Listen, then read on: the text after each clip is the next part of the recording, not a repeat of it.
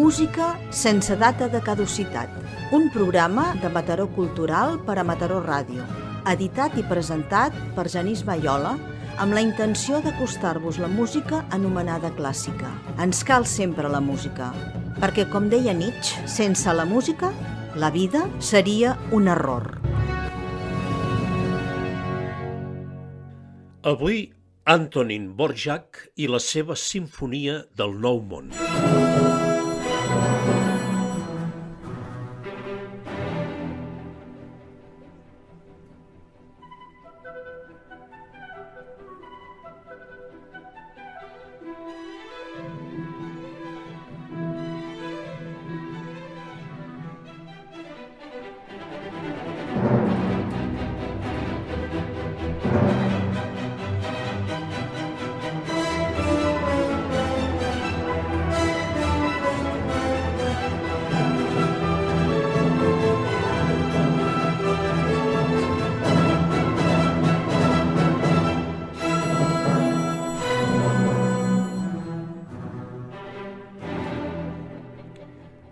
Antonín Leopold Dvořák fou un compositor bohemi del romanticisme que emprà els llenguatges de la música tradicional de Moràvia i del seu país natal, Bohèmia.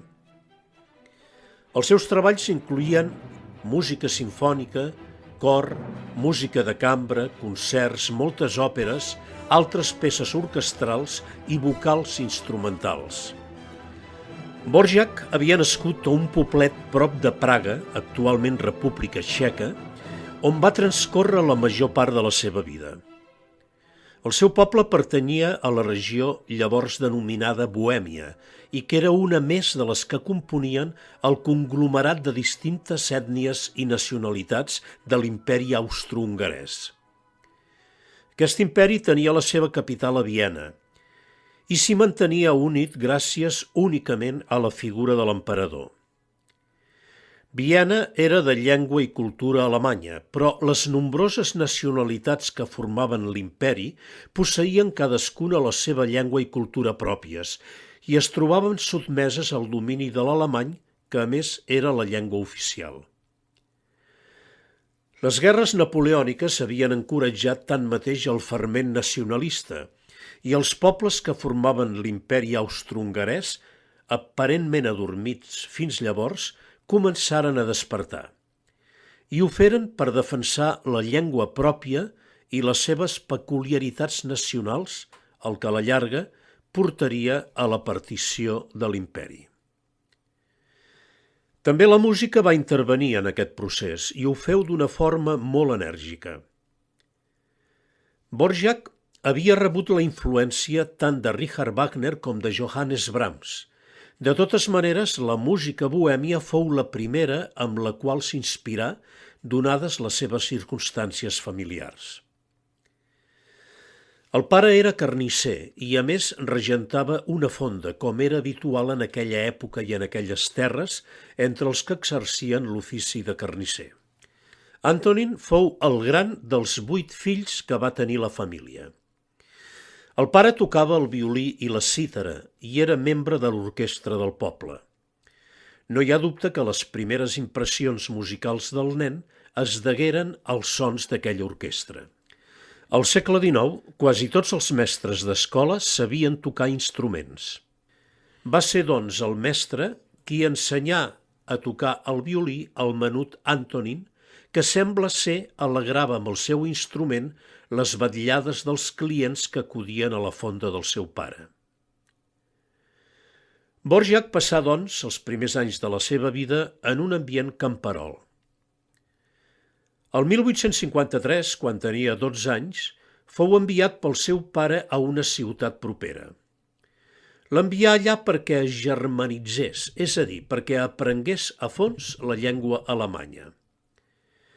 L'alemany era, per un costat, la llengua oficial, però per un altre resultava completament indispensable per al futur amo d'una fonda, que és el que llavors es pensava que acabaria sent aquell noiet. Dvořák havia anat a aquella ciutat a estudiar principalment alemany, però, sobretot, el que va aprendre fou música. Amb el seu professor d'alemany, sí, un professor que es deia Lehmann i que li ensenyà a tocar piano, orgue i viola. Durant tota la seva vida, Dvořák va romandre fidel a aquell seu primer mestre, fins al punt que quan aquest morí, el 1879, dirigí un concert amb la finalitat de col·lectar fons per una làpida per la seva sepultura. Dvořák va arribar a realitzar 9 viatges a Anglaterra, 5 dels quals els portà a terme entre 1884 i 1886. El primer fou molt profitós, tant econòmicament com artísticament. El públic anglès reservà una excepcional acollida a la seva música. Fou sobretot l'Stabat Mater, dirigit per ell mateix en el Royal Albert Hall durant el primer viatge, l'obra que més impressionà els anglesos. Aquella composició simfònica vocal havia d'agradar forçosament al públic de les Illes Britàniques, un públic fidel als oratoris de Handel que seguien sent interpretats i apreciats.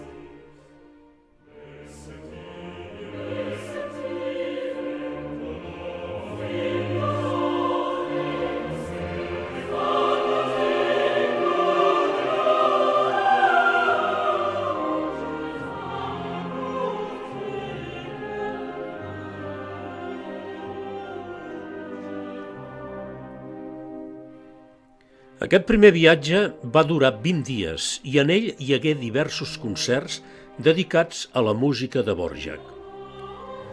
Abans de retornar al seu país, el propietari de la famosa editorial Novello de Londres li feu entrega d'un substanciós avançament pecuniari perquè compongués un oratori. Així, al retorn d'aquest primer viatge a Anglaterra, el músic es trobà en condicions de fer realitat un dels seus somnis, adquirir una residència d'estiu per poder retirar-se i dedicar-se a l'aïllament i la concentració. Adquirir una residència camperola a Visokà, on es retirava sempre que podia per compondre moltes de les seves futures obres. Del 1892 al 1895, Dvořák va ser director del Conservatori Nacional de Nova York. Va acceptar l'encàrrec amb la condició que els estudiants nadius americans i afroamericans dotats de talent que no podien permetre's aquest nivell d'instrucció havien de ser admesos de forma totalment gratuïta. Durant l'hivern del 1893, mentre era a Nova York, Dvořák va compondre la seva obra més cèlebre, la Simfonia número 9 del Nou Món. S'ha escrit molt sobre les influències musicals americanes de la seva Simfonia del Nou Món. El cert és que mentre va exercir les seves activitats professionals al Conservatori de Nova York, es va familiaritzar amb els cants i els balls dels negres i amerindis dels Estats Units, demostrant per ells un gran interès. Vet aquí l'explicació del mateix Dvořák. No he utilitzat cap d'aquestes melodies. Només he escrit temes propis als que he incorporat les peculiaritats de la música índia. I des del moment en què vaig escollir aquests temes, els he desenvolupat amb totes les aportacions modernes pel que fa al ritme, harmonització, disseny contrapuntístic i colorit orquestral. La simfonia presenta totes les particularitats de l'estil de l'autor. La fantasia musical de Dvořák crea, sobretot, melodies plàstiques i orgànicament fluides. La melodia, exuberant, és recolzada decisivament per la ressonància orquestral. En la tècnica orquestral, Dvořák es diferencia amb claredat de Brahms, amb qui d'altra banda tantes coses té en comú. La seva frase orquestral recorda les partitures de Wagner i Liszt, sobretot quan dominen els instruments de vent. Aquesta tendència de l'estil orquestral de Dvořák anuncia ja la diferent forma d'instrumentació de Mahler i de Richard Strauss a les obres del qual l'orquestra simfònica, que adquireix grans proporcions, s'ocupa no tant per augmentar la força com el colorit sonor. En les simfonies de Dvořák el ritme es combina amb les més diverses formes de moviments i classes d'expressió. L'escala s'estén des de la lenta marxa fúnebre fins a l'himne que flueix com un torrent, des de la imatge d'un estat d'ànim impregnat de lirisme fins a l'expressió d'un profund dramatisme, des de la plàcida dansa camperola fins a l'ímpetu del moviment accelerat. Les simfonies de Dvořák es distingeixen per la seva inesgotable inventiva i per l'aspecte policrom del seu contingut expressiu. El temperament i la profunda sensibilitat de Dvořák van fer possible el seu ampli èxit internacional. Escoltarem dos dels moments més coneguts d'aquesta obra. El primer és l'inici del segon moviment. Dvořák va afirmar que veia en aquest segon moviment un esbós o estudi per a un treball posterior, potser una cantata o una òpera que estarien basades en la cançó de Hiawatha, però mai no va escriure el que havia previst.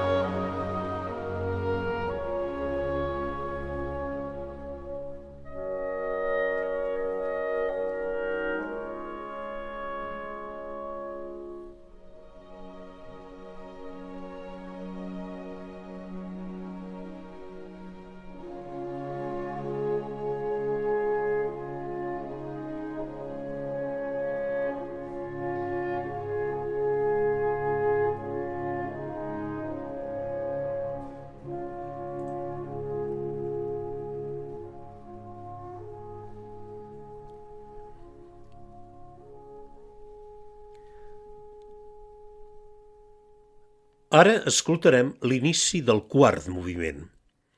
Estic convençut, deia Dvořák, que el futur de la música en aquest país ha de basar-se en el que s'anomena música negra. Aquesta pot ser el fonament d'una escola seriosa i original de composició a desenvolupar als Estats Units. Aquests bells i variats temes són producte de la terra, són les cançons folclòriques dels Estats Units i els compositors nord-americans hi han de recórrer.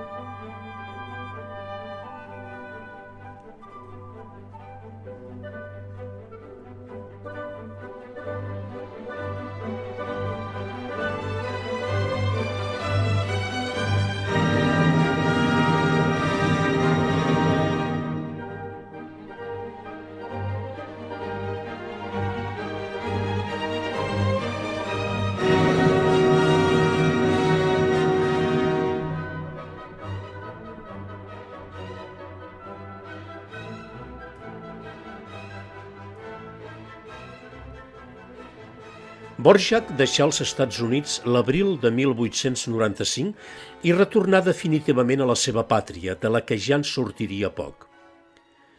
En arribar a Praga, recomençà la seva feina de professor en el conservatori.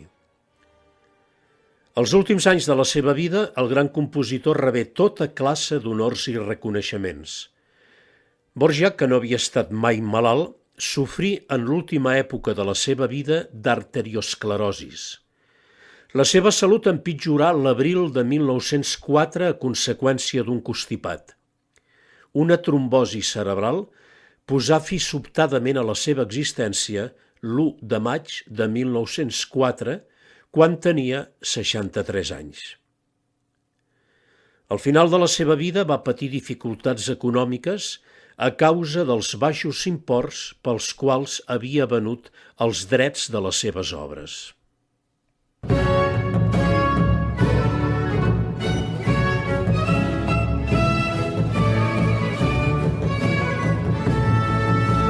A l'estrena de la sinfonia, l'acollida va estar acompanyada per crits permanents.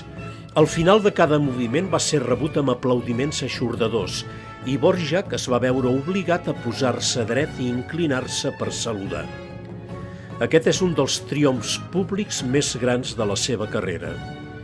Quan es va publicar, moltes orquestres europees no van trigar a presentar-la. La sinfonia aviat es va convertir en una de les més populars de tots els temps.